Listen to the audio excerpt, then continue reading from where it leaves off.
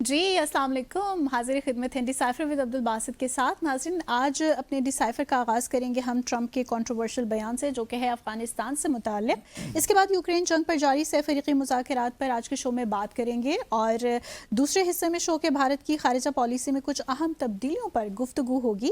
ساتھ بنگلہ دیش اور بھارت کے مابین جو اس وقت T20 ورلڈ کپ کے حوالے سے اختلافات ہیں اس پر بھی بات کی جائے گی.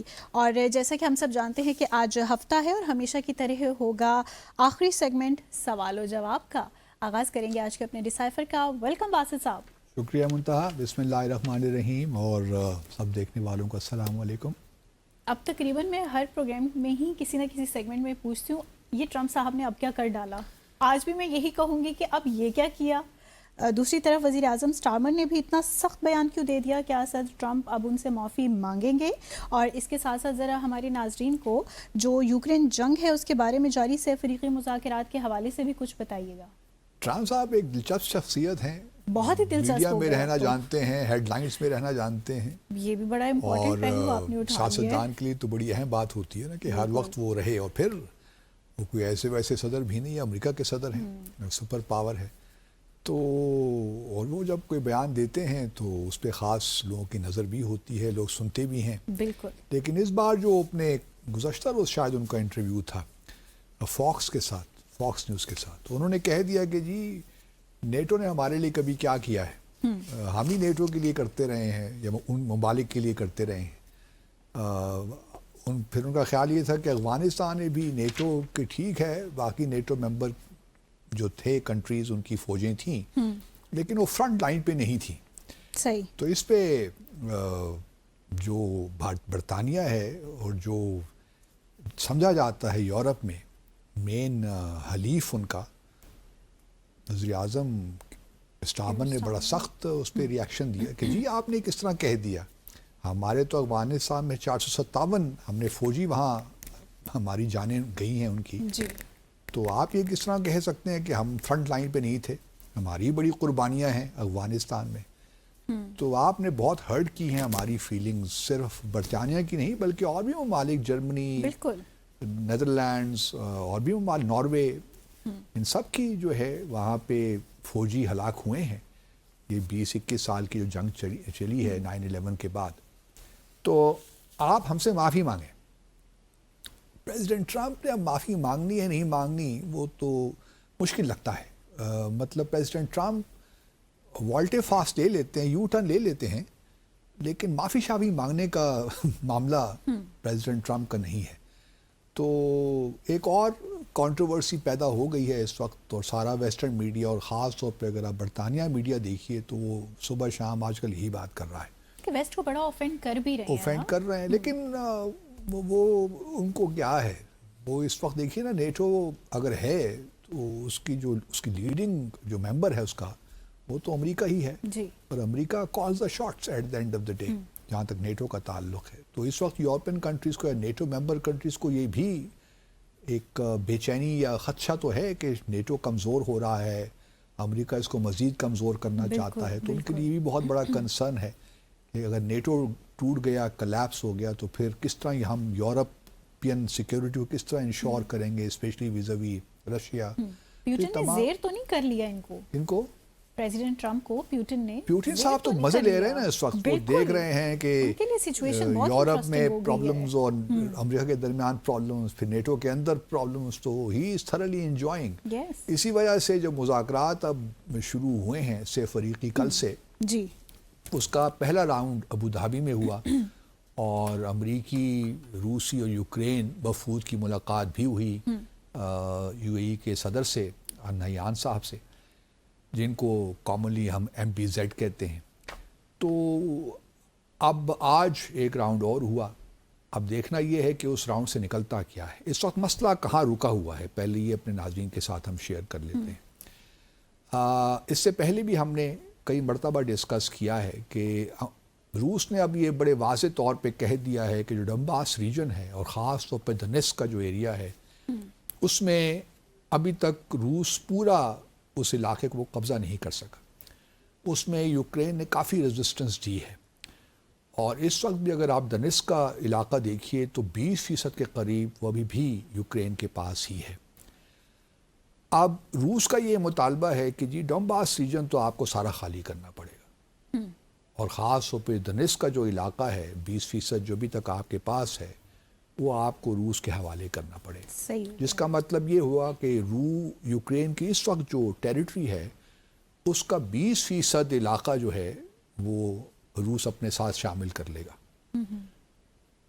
یہ اب اس پہ مذاکرات آ کے رکے ہوئے ہیں۔ یوکرین کے لیے یہ ایک بہت بڑی بات ہے۔ دیکھیں نا، جنگ میں ہارنا ایک اور بات ہوتی ہے، جنگ میں اگر آپ کی کوئی ٹیریٹری کچھ حصہ چلا گیا ہے وہ اور بات ہوتی ہے، صحیح، لیکن آپ خود پلیٹر میں رکھ کر اپنی زمین دے دیں کسی کو ٹیریٹری، یہ ایک بالکل مختلف بات ہو جاتی ہے۔ اب صدر زیلنسکی کے لیے بہت مشکل ہے کہ وہ اس ڈیمانڈ کو مانے روس کی، اسی وجہ سے وہ ڈٹے ہوئے ہیں کہ جی یہ تو بڑا ایک عجیب غیر منطقی بات آپ لوگ کر رہے ہیں، امبیرسنگ سچویشن ہو جائے گی اگر اور وہ یہ ایسا اور کر پھر ڈالتے جب ہیں۔ تک یہ اس میں کانسٹیٹیوشن امینڈمنٹس بھی چاہیے، اس میں ریفرینڈم بھی ہوگا، تو اس میں صدر زیلنسکی کی جو سیاسی صورتحال ہے یوکرین کے اندر وہ کمزور ہو سکتی ہے۔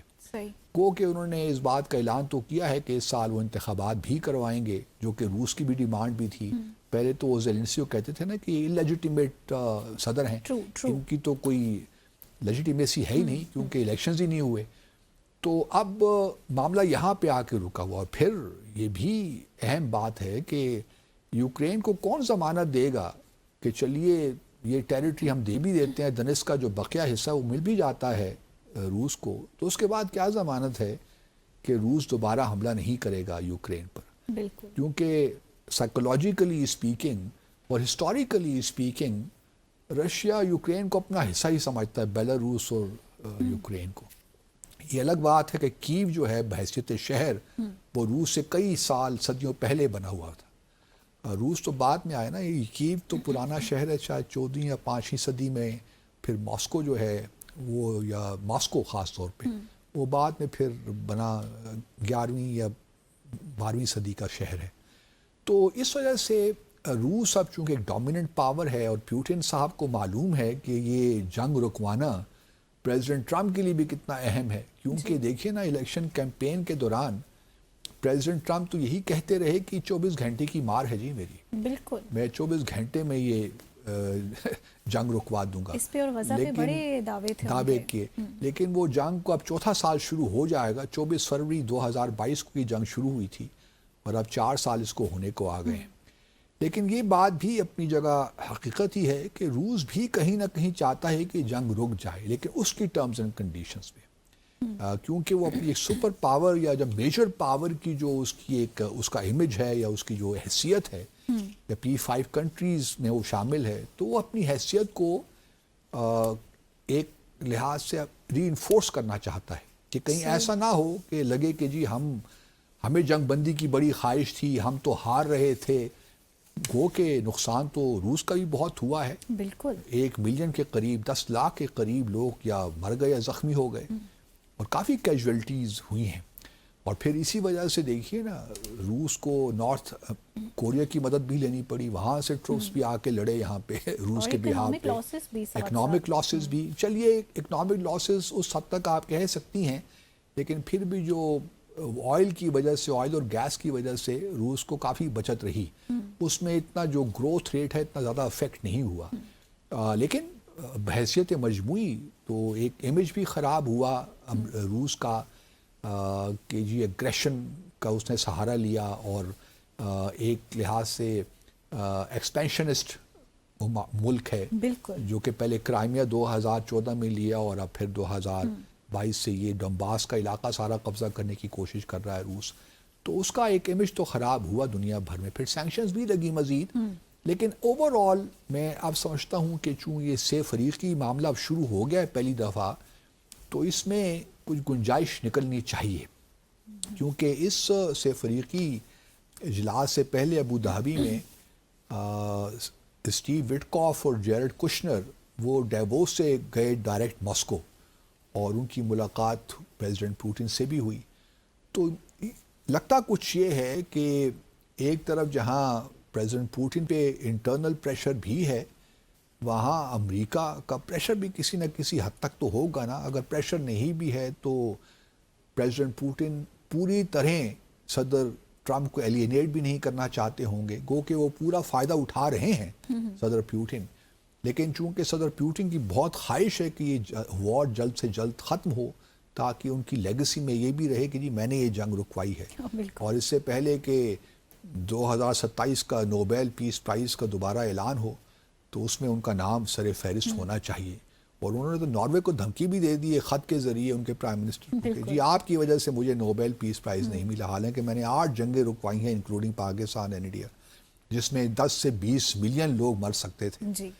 تو اب وہ سیریس تو ہیں اس معاملے میں, لیکن کیا یوکرین اوبلائج کرتا ہے اس وقت؟ یوکرین پہ بھی بہت بڑا پریشر ہے.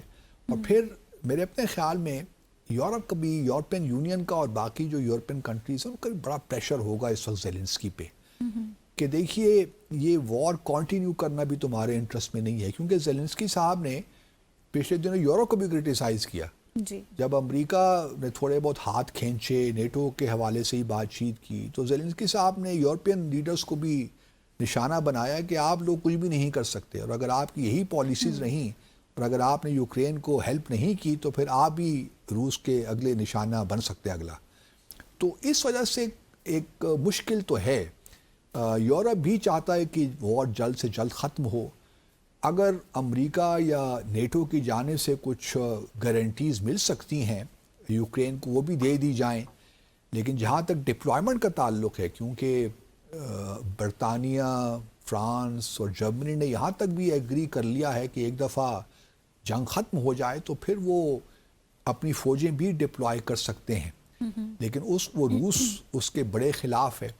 اب coming back to the territory issue جو 20% ہے, کچھ لوگوں کا خیال یہ ہے کہ شاید زیلنسکی صاحب یہ بات ماننے کو تیار ہو جائیں آخر میں کہ چلیے اس کو ہم ایک فری زون بنا دیتے ہیں یا ڈی ملٹرائز زون بنا دیتے ہیں, فری اکنامک زون بنا دیتے ہیں. تو یہ پروپوزل بھی ڈسکس ہو رہی ہے. صحیح. اب کیا اس پہ پیوٹن ایگری کرتے ہیں نہیں کرتے, وی ول سی. صحیح.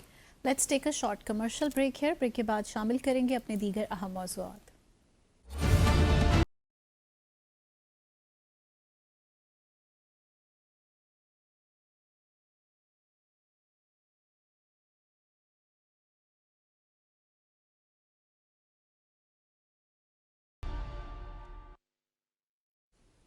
Welcome back.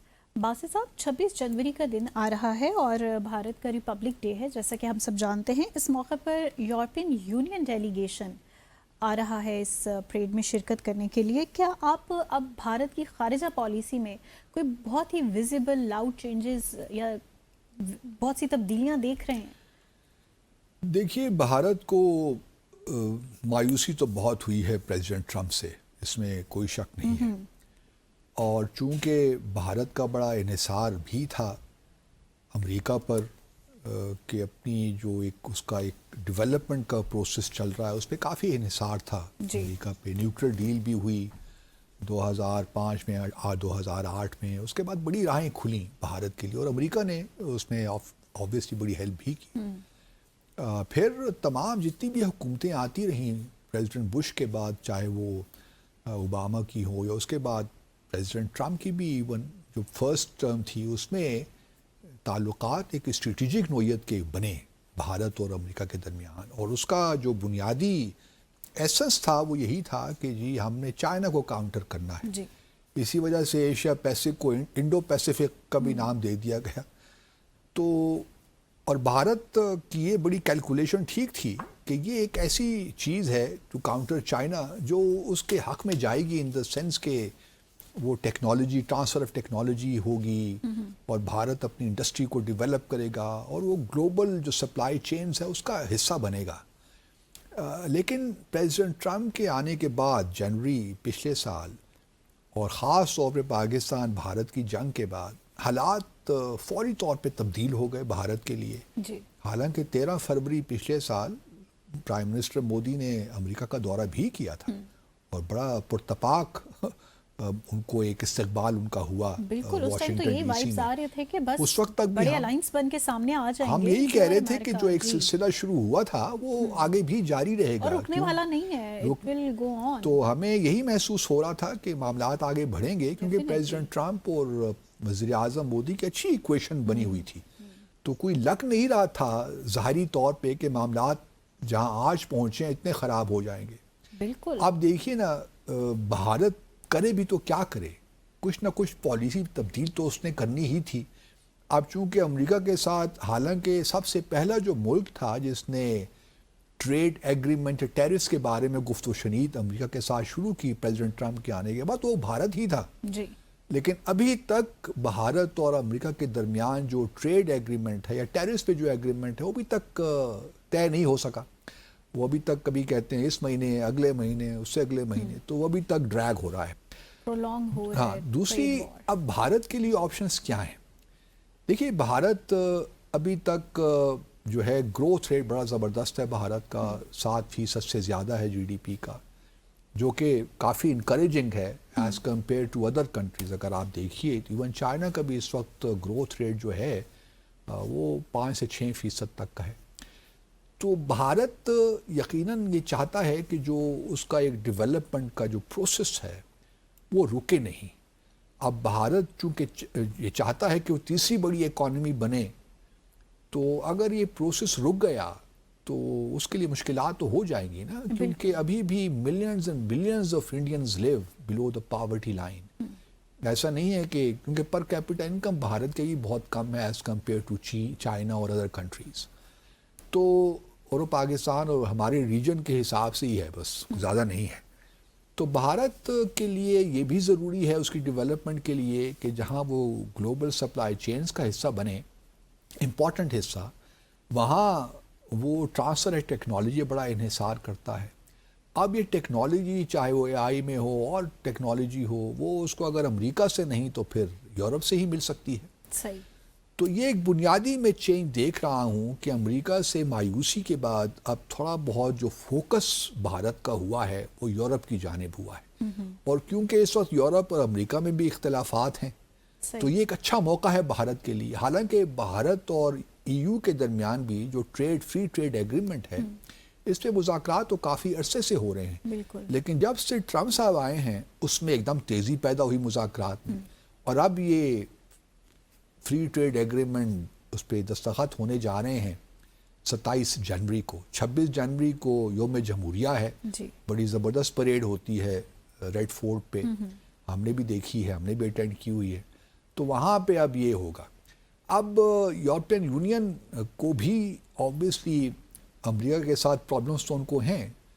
دیکھیے نا اس وقت اگر آپ دیکھیے تو بھارت پہ 50% ٹیرفز لگے ہوئے ہیں امریکہ کی جانب, تو اس کے لیے ایکسپورٹ کرنا بہت مشکل ہو گیا ہے. اور اگر اب ایران کی بھی ہو گئیں افیکٹو 25% مزید, تو پھر آپ سوچ سکتی ہیں کہ بھارت کا کیا ہوگا. تو یورپین یونین کو بھی ایک ایسا ملک چاہیے بھارت جیسا جس میں مڈل کلاس جو ہے وہ انکریز کر رہی ہو.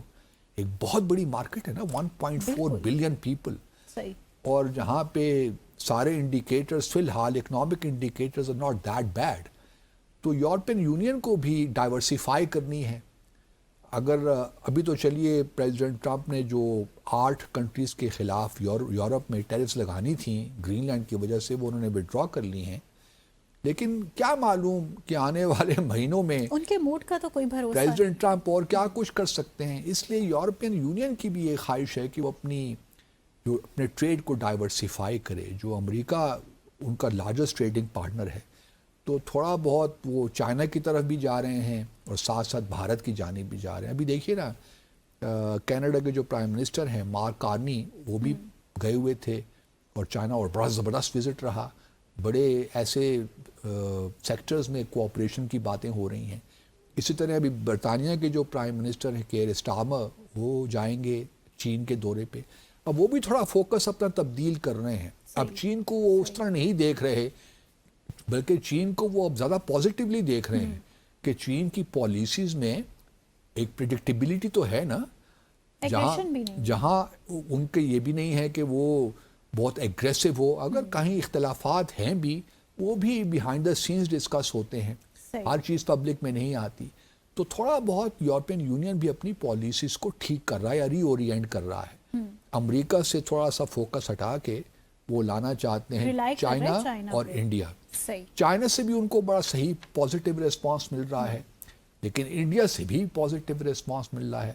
وہاں چائنا بھی اگر آپ دیکھیے تو سب ممالک, چائنا بھی اگر ہو یا بھارت بھی فار دیٹ میٹر ہو, وہ بھی چاہتے ہیں کہ نئی مارکیٹس ان کے لیے کھلیں, جو پابندیاں لگی ہوئی ہیں وہ ہٹیں, تاکہ امریکہ پہ جو ہے نا ریلائنس اور ڈپینڈنس کم ہو, تاکہ اگر امریکہ کوئی ڈیسیشن لیتا بھی ہے تو وہ ان کی اکانومی یا ان کی گروتھ کو ہرٹ نہ کرے اس لیول تک کہ جہاں ان کے لیے بہت چیزیں ناممکن ہو جائیں. اس بیچ اگر میں پاکستان کی بات کروں تو پاکستان دیکھیے بھی اکنامیکلی وہاں نہیں پہنچا. یہ ہماری بدقسمتی آپ کہہ لیجئے, کیونکہ پوٹینشل تو ہمارے ہاں بھی زبردست ہے, لیکن ہمارے ہاں چونکہ اندرونی حالات ایسے ہیں کہ ہم اس طرح فورن ڈائریکٹ انویسٹمنٹ بھی نہیں لا سکے جو ہمیں لانی چاہیے تھی, اور نہ ہمارا ٹریڈ ایکسپورٹس اس طرح بڑھ رہی ہیں. ریمیٹنسز سے البتہ بہت اچھی خبریں ہیں, اب 40 سے 41 بلین ڈالر کی ریمیٹنسز آنا شروع ہو جائیں گی. تو لیکن ہماری ایکسپورٹس اس طرح نہیں بڑھ رہی اور نہ اس طرح انویسٹمنٹ آ رہی ہے, تو ہمارے لیے ابھی بہت ایشوز ہیں, اکنامک ایشوز ہیں ابھی. تو میں پاکستان کو بھی اس جگہ نہیں دیکھ رہا. خدا کرے کہ وہ دن آئے جہاں ہم بھی کم از کم ہماری, دیکھیں اللہ تعالیٰ نے اتنی اچھی جو اسٹریٹجک پوزیشن ہمیں دے رکھی ہے, اتنا زبردست ہماری جغرافی اگر لوکیشن دیکھیے پاکستان کی تو وہ زبردست ہے, لیکن ہم اس کو صحیح ایکسپلائٹ نہیں کر سکے اکنامک ایڈوانٹیجز کے لیے. میں پہلی بھی بات کر چکا ہوں کہ ہماری ملٹری ڈپلومیسی نے بہت اچھا افیکٹولی کام کیا ہے سنس جون لاسٹ ایئر. اب اس کو کس طرح ہم اکنامک ڈویڈنڈس میں تبدیل کرتے ہیں وہ ایک ہمارے لیے چیلنج ہے, اور ہمیں کرنا چاہیے. اگر ہماری ڈیفنس ایکسپورٹس ہی بڑھتی ہیں تو اس کا لا محالہ اس کا ایک پازیٹیو امپیکٹ تو آئے گا نا اکنامک ہماری ڈیولپمنٹ پہ. تو ہم اس کو ان چیزوں کو لنک کر کے اگر چلیں گے تو پاکستان بھی اپنا پوٹینشیل انشاءاللہ ریئلائز کر ہی لے گا. Coming back to India, India کی پالیسی میں اکنامک ایک تبدیلی تو ہے, کیونکہ ٹرمپ صاحب جس طرح پریڈکٹیبل ہیں تو بھارت کو بہرحال سیف اپنا سیکیور مارکیٹس چاہیے جہاں کہ کوئی ایک تسلسل ہو پالیسیز کا, آئے دن تھریٹس نہ ملیں. تو یورپین یونین کا بھی یہی مزاج ہے. لیکن آپ وہ ساری جو باتیں نا کہ لبرل ویلیوز, ڈیموکریٹک ویلیوز, وہ اب اتنی اہمیت نہیں رکھتی. اب پریزیڈنٹ ٹرمپ نے سب کچھ تبدیل کر دیا ہے. اس سے پہلے کہ ہمارا سیگمنٹ ختم ہو تو ہم ذرا جلدی, وہ بنگلہ دیش اور بھارت کے درمیان بھی ایک مسئلہ چلا ہوا ہے T20 ورلڈ کپ کا. اس پہ جی بنگلہ دیش نے تو کہہ دیا ہے کہ ہم نہیں آ سکتے, کیونکہ آپ نے مستفیض الرحمان جو ہیں ان کو آپ نے نکال دیا IPL سے, اور پھر ہمارے سیکیورٹی کے خدشات بھی ہیں, تو ہم کس طرح وہاں کھیل سکتے ہیں. اتنا آپ وہاں جو ہندوتوا کے لوگ ہیں صبح شام بنگلہ دیش کے خلاف باتیں کرتے رہتے ہیں, ہمارے جو ہائی کمیشن ہے, ہماری کونسلرس ان کے خلاف احتجاج کرتے ہیں. ہمیں سیکیورٹی کنسرنس ہیں, سیریس سیکیورٹی کنسرنس ہیں. اب بنگلہ دیش تو نہیں جا رہا, ICC نے ان کی بات نہیں مانی. انہوں نے کہا اگر آپ نہیں آتے تو پھر ہم اسکاٹ لینڈ کو واپس لے آئیں گے آپ کی جگہ. پاکستان کا ریئیکشن بڑا امپورٹنٹ ہے, کیونکہ انہوں نے بنگلہ دیش کا جو کرکٹ بورڈ ہے انہوں نے پاکستان سے بھی رابطہ کیا, ہم نے مکمل سپورٹ کیا. اب دیکھنا یہ ہے کہ پاکستان جب بنگلہ دیش کو اگر نکال رہے ہیں اس ٹورنامنٹ سے تو کیا, اور بنگلہ دیش نے بڑا اچھی پروپوزل دی تھی, کیا تو ہمارا گروپ تبدیل کر دیجیے آپ جہاں ہمیں بھارت میں نہ کھیلنا پڑے, یا پھر ہمارا سارے جو میچز ہیں وہ سری لنکا, کیونکہ دونوں ممالک میں ہو رہا ہے نا, ہمارے بھی سارے میچز سری لنکا میں ہو رہے ہیں پاکستان کے. تو اس نے بڑے ایک اچھی ایک پروپوزیشنز دی تھیں. لیکن ICC چونکہ اس وقت امیر شاہ کے جو بیٹے ہیں جے شاہ وہ ہیڈ کر رہے ہیں, تو انہوں نے ماننے سے انکار کر دیا. تو اب پاکستان پہ لگی ہوئی آنکھیں کہ پاکستان کھیلے گا نہیں کھیلے گا. میرے اپنے خیال میں پاکستان نے تو اب تک جو کچھ کرنا تھا کر لیا. ہمارے لیے کوئی وجہ نہیں بنتی کہ ہم نہ جائیں.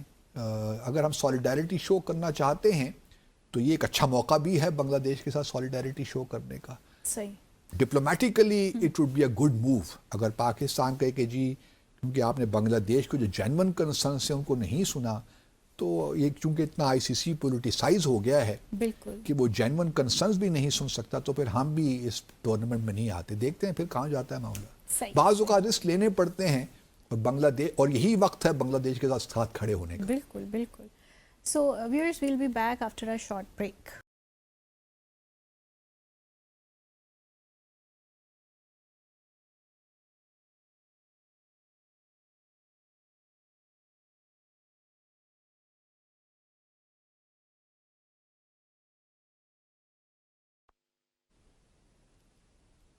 Welcome back after the break. So Basit Sahib, آج چونکہ ہفتے کا دن ہے اور اس دن ہم اپنے تھرڈ سیگمنٹ میں سوال و جواب جو ہیں وہ رکھتے ہیں اپنے پروگرام میں.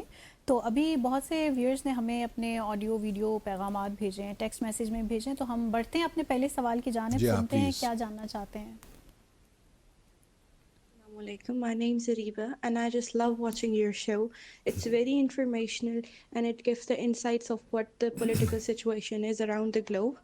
For today, my question is, what are the economic effects of the current geopolitical landscape, including the impact of sanctions, trade disputes, and shift in the global supply chains? جی اگر مجھے نام صحیح سمجھ آیا تو اریبا ہیں، and we are so grateful to her for her compliments and encouraging words. جہاں تک امپیکٹ کی بات ہے جیو پالیٹکس کی جیو اکنامکس پہ، وہ تو اب نظر آ رہی ہے، جس طرح ہم نے پہلے بھی ڈسکس کیا. لیکن ابھی دیکھیے چائنا ایک بڑی اہم پوزیشن میں ہے دنیا میں جہاں تک گلوبل سپلائی چینز کی بات ہے. اس میں ورلڈ فیکٹری کسی زمانے میں اسے ہم کہتے تھے، اور ابھی بھی ہے. دنیا کا ایک بہت بڑا حصہ جو ہے مینوفیکچرنگ کا وہ چائنا ہی میں ہے، اور چائنا رول کر رہا ہے اس وقت. سچی بات تو یہی ہے. اسی لیے امریکہ نے 10 بار سوچا ٹیرفز بڑھانے میں چائنا کے خلاف، کہ ارتھ جو منرلز ہیں یا ہیوی میگنٹس ہیں وہ اگر چائنا بند کر دے، 90% جو ہے گلوبل سپلائی کا چائنا سے سارا یہ آتا ہے، پروسیس وہیں پہ ہوتا ہے، تو دنیا کو خطرات تو لاحق ہیں. تو اس کا امپیکٹ میں فی الحال نہیں دیکھ رہا کہ چائنا کی پوزیشن کمزوری آئے گی. گو کہ امریکہ بھی کوشش کر رہا ہے کہ، اور یورپ کی بھی کوشش یہی ہے، اور بھارت کی بھی کسی تک یہی ہے، جاپان کی بھی یہی ہے، ساؤتھ کوریا کی بھی یہی ہے، کس طریقے سے جو ایک ڈپینڈنس ہے چائنا پہ وہ کم ہو اور گلوبل سپلائی چینز کو ایک ڈائیورسیفائی کیا جائے.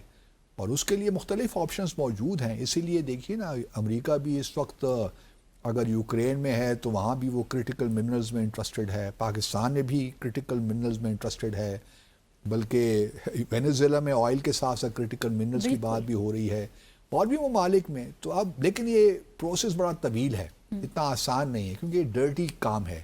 یہ جو کرٹیکل منرلز کا اس کو پروسیس کرنا کا آسان کام نہیں ہے. اور یہ چین نے تو 70s کی دہائی میں اس پہ کام شروع کر دیا تھا، اور آج 90% دنیا میں اگر جہاں جو پروسیس ہو کہ کرٹیکل منرلز آتے ہیں وہ چین سے آتے ہیں. تو ٹھیک ہے، پالیٹکس اپنی جگہ پہ، لیکن بعض ممالک ریئلسٹیکلی اگر آپ دیکھیے تو میرا نہیں خیال کہ امریکہ اس وقت اس پوزیشن میں ہے کہ وہ جو چائنا کا رول ہے پوری دنیا میں اس کو کم کیا جا سکے. یہ ایک پروسیس ہے، آہستہ آہستہ ہوگا، کیونکہ چائنا بھی دیکھیے نا اب ورلڈ فیکٹری سے اب ایک دوسری جو ڈیولپمنٹ کا ایک ٹاپ آرٹیفیشل انٹیلیجنس کی طرف آ رہا ہے، مائکرو چپس کی جانب آ رہا ہے. تو گیم ذرا بدل رہی ہے. اب چائنا کو بھی جو اپنی جو ایک لحاظ سے آپ کہہ سکتے ہیں جو بیسک مینوفیکچرنگ کیپیسٹی ہے یا کیپیبلٹی ہے یا انڈسٹری ہے، اس کو بھی وہ شفٹ اپ کر رہے ہیں دنیا بھر میں. تو پاکستان کے لیے بھی اچھا موقع ہے. جو ہم کہتے ہیں نا سی پیک کا فیز 2، وہی اسپیشل اکنامک زونز بنانے کی بات تھی نا اس میں بھی. تو پاکستان کے لیے اچھا موقع ہے کہ وہ فیز 2 کو ذرا ایکسپیڈائٹ کرے اور دیکھے کہ کہاں پہ جو ہے ہم فائدہ اٹھا سکتے ہیں، کون سے ایسے سیکٹرز ہیں مینوفیکچرنگ میں جو پاکستان شفٹ ہو سکتے ہیں اور یہاں پہ پھر یہاں سے ایکسپورٹ ہو سکتی ہیں. تو یہ وہ چیزیں ہیں جس کا obviously geopolitics and geoeconomics go side by side. صحیح. سو بڑھیں گے ہم اپنے دوسرے سوال کی جانب. اسلام آباد سے، اور میرا سوال آپ سے یہ ہے کہ what do you think, what is the primary mission of Board of Peace and what specific goals does it aim to achieve it? نام سنید اقبال ہے اور میں اس ٹائم یو کے میں موجود ہوں، اور میرا آپ سے سوال یہ ہے کہ کیا امریکہ اور چین اپنے باہمی مقابلے کو عالمی نظام کو عدم استحکام کا شکار بنائے بغیر مؤثر طریقے سے سنبھال سکتے ہیں؟ Assalamu alaikum. My name is Salah Niazi and I'm from Very University, Islamabad. My question is that do you guys think the Trump's Board of Peace is kind of a replacement for the United Nations? And why did a lot of the major countries like the Britain, China, did not even bother to sign it? So Basi sahab, یہ سب board of peace کی بات کریں. Regarding that I have the question of mister Muhammad Kashan. He says I am a student of LUMS university. I follow your show with great interest and truly admire your personality and the way you present yourself. His question is, how could the creation of new Board of Peace influence traditional international organizations like the UN? What impacts might the decisions made at the World Economic Forum in Davos 2026 have on global cooperation on issues such as climate change and economic inequality? First of all, thank you very much to all our viewers کہ ہمیں وہ programme دیکھتے ہیں اور اس سے encouragement ہوتی ہے ہماری بھی، اور but we also feel humbled. جہاں تک سارے ذرا کویسچنس تھے بورڈ آف پیس کے متعلق، جس پہ ہم کل کافی تفصیل سے گفتگو ہم نے کی ہے کہ اس کے مقاصد کیا ہیں، کس طرح یہ کس طرح آیا یہ اقوام متحدہ کو اس کا ایڈورسریلی اس کا ایڈورس ہوگا معاملہ، اقوام متحدہ کو انڈرمائن کرنے کے لیے تو نہیں بنایا جا رہا. تو ساری چیزیں ہم نے گزشتہ روز ڈسکس کی ہیں. اس سے پہلے کہ میں ان سوالوں کو ان کا ایک جواب دے دوں، بلکہ ان سوالوں کے جواب میں ہی یہ کہنا چاہوں گا کہ اصل دیکھیے معاملہ اب یہ نہیں رہا. بورڈ آف پیس تو بن گیا، اس کا چارٹر بھی ہمارے سامنے آ گیا، اور کوشش یہی ہوگی کہ اس کو ایک انٹرنیشنل آرگنائزیشن بنایا جائے پیرلل ٹو یو این، اور اس کو ریسٹرکٹ کیا جائے کانفلکٹس سیٹلمنٹ کی جانب. لیکن چونکہ غزہ کے حوالے سے اگر آپ دیکھیے تو اس میں صرف ابھی تو کانفلکٹ سیٹل ہی نہیں ہوا نا، ابھی تو سیز فائر ہوئی ہے. اگلا مرحلہ اس کا پھر ری بلڈنگ ریکنسٹرکشن کا آئے گا، تو یہ ایک الگ معاملہ ہے غزہ کا. لیکن اس کے بعد پریزیڈنٹ ٹرمپ نے یہ اندیا دیا ہے کہ وہ اس کو دنیا بھر میں جہاں بھی کانفلکٹس ہو رہے ہیں اس میں اس کو انوالو کرنا چاہیں گے تو موسٹ ویلکم. جموں اور کشمیر کا تنازع بھی حل کر دیں گے تو بڑا ہمارے لیے اچھا ہو جائے گا.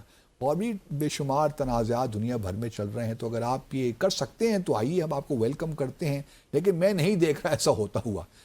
اس میں انہیرنٹ کنسٹرینٹس ہیں بورڈ آف پیس کی جو ہم نے گزشتہ روز ڈسکس کی تھی. ایک شاید اقبال صاحب نے سوال کیا تھا کہ کیا یہ چائنا اور روس جو ہیں وہ مینیج کر پائیں گے اپنے اختلافات کو تاکہ سسٹم کلیپس نہ ہو. جی چائنا اور امریکہ کی حد تک تو میں کہہ سکتا ہوں کہ چائنا اس کانشیس کہ وہ اس سسٹم کو انریول نہیں کرنا چاہتا، کیونکہ دونوں ممالک نے اپنی اپنی جگہ اس سے فائدہ اٹھایا ہے. جی سیکنڈ ورلڈ وار کے بعد جو ایک سسٹم آیا دنیا بھر میں، اس میں دونوں ممالک نے فائدہ اٹھایا ہے. تو دونوں ممالک چاہیں گے کہ دوسرے کو ایکوموڈیٹ کریں. ابھی تک تو ایکوموڈیٹ کر رہے ہیں، اور ہمیں کوئی ایسے فشرز نظر نہیں آ رہے. تائیوان کی بھی حد تک دیکھیے پریزیڈنٹ ٹرمپ نے کہہ دیا کہ it is for China to think about it, کہ کس طرح وہ تائیوان کو واپس لیں گے. تو اس کا مطلب یہ ہے کہ he is open to even ideas کہ بائی فورس بھی لے سکتے ہیں. But we do not know because صدر Trump can rethink and وہ چینج ہونے میں کوئی وقت نہیں لیتے. ان سارے کویسچنز میں اب ایک کویسچن پاکستان ایک کانٹیکسٹ سے بڑا امپورٹنٹ ہو جاتا ہے کہ کیا پاکستان، کل سے یہ گفتگو بھی ہو رہی ہے اور کل جو ہم نے اپنا پروگرام کیا تو اس میں جو کامنٹس تھے اس کے بارے میں بھی کچھ لوگوں کے سوالات تھے کہ کیا انٹرنیشنل اسٹیبلائزیشن فورس کا پاکستان حصہ بنے گا غزہ میں یا بننا چاہیے. اس سے پہلے بھی ہم گفتگو کر چکے ہیں کہ پاکستان دیکھیے کسی ایسی کاوش کا حصہ نہیں بن سکتا جہاں پہ یہ دکھائی دے کہ ہم فلسطینیوں کو یا فار دیٹ میٹر حماس کو ڈس آرم کرنے میں ہمارا کوئی رول ہوگا. جی کیونکہ وہ براہ راست ہماری جو پرنسپل پوزیشن ہے اس کے خلاف ہے، چاہے وہ جموں اور کشمیر کا معاملہ ہو یا فلسطین کا معاملہ ہو. تو ہم we can't be seen as doing things at the behest of Israel اور امریکہ اور اسرائیل تو چاہتے ہوں گے نا کہ حماس کو، بلکہ اور بھی ممالک چاہتے ہوں گے، لیکن Pakistan should not be seen as doing their work in Gaza. اسی لیے ہم نے کہا تھا کہ میڈیکل کور وغیرہ میں چلے جائیں, اپنی میڈیکل ٹیمز بھجوا دیں, انجینئرنگ ریکنسٹرکشن کے کام میں لگ جائیں, رادر دین کہ آپ کیپ انفورسمنٹ میں لگ جائیں. کیپ مطلب پیس کیپنگ اور چیز ہوتی ہے اور پیس انفورسمنٹ اور بات ہوتی ہے, صحیح. تو اس میں ہمیں نہیں جانا چاہیے. دوسری جگہ میں سمجھتا ہوں کہ ایک اچھا طریقہ کار یہ بھی ہوتا ہے چیزوں کو, کیونکہ یہ معاملہ پارلیمنٹ میں لے جائیے, عوام کی جو ہیں اسپریشنز کو بھی دیکھ لیجیے, اور جو پارلیمنٹ میں لوگ ہیں وہ عوام کو ریپرزینٹ کرتے ہیں. تو پارلیمنٹ اگر اپروو کر دیتی ہے کہ پاکستان ISF میں شامل ہو جائے تو بسم اللہ. اگر پارلیمنٹ نہیں کرتی تو پھر تو جواز بن جاتا جواز ہے بن جاتا ہے کہ جی ہماری پارلیمنٹ نہیں, اور پھر امریکہ کے پریشر کو بھی آپ ڈیفلیکٹ کر سکتے ہیں. بالکل یہ طریقہ ہوتا ہے دنیا بھر میں. ترکی نے کیا تھا ایک زمانے میں جب عراق وار شروع ہوئی تھی تو 2003-2004 میں. تو ہمارے لیے بھی یہ ایک اچھا ہے کہ حالانکہ میں ذاتی طور پہ اس کے حق میں نہیں ہوں کہ فارن پالیسی کے جو معاملات ہیں وہ پارلیمنٹ کو ریفر کیے جائیں ان کی انسٹرکشنز کے لیے, کیونکہ ہمارے ہاں ایک مطلب ایک پروسیس ہے نا جس فارن پالیسی میں ٹھیک ہے, لیکن بعض اوقات پارلیمنٹ کو جو ہے کیونکہ لوگوں کی جو اسپریشنز ہیں ان کو ڈٹرمن کرنے کی کوئی حرج نہیں ہے, اور چونکہ سینسٹیو معاملہ ہے تو پارلیمنٹ کو ریفر کر دیجیے اور ان سے پوچھ لیجیے کہ کیا کرنا چاہیے. چلیں زبردست آئیڈیا پہ آئیڈیا آ گیا باسط صاحب کی جانب سے. تو اپنے ناظرین کے لیے ریپیٹ کرتے چلیں گے اپنا WhatsApp number once again, it's 031053666259 031053662559. اس پر مزید بھی آپ کے جو سوالات ہیں, آج کل جو بھی ہو رہا ہے عالمی افق پر آپ جاننا چاہیں گے, ضرور اپنے سوالات بھیجیں, اپنی قیمتی آراء سے ہمیں آگاہ کیجیے. جواب لیں گے ہم عبدالباسط صاحب سے. اسی کے ساتھ ہی آج کے ڈیسائفر ود عبدالباسط کا وقت یہاں ختم ہو گیا ہے. منتہا حسن آپ سے اجازت چاہے گی. خدا حافظ.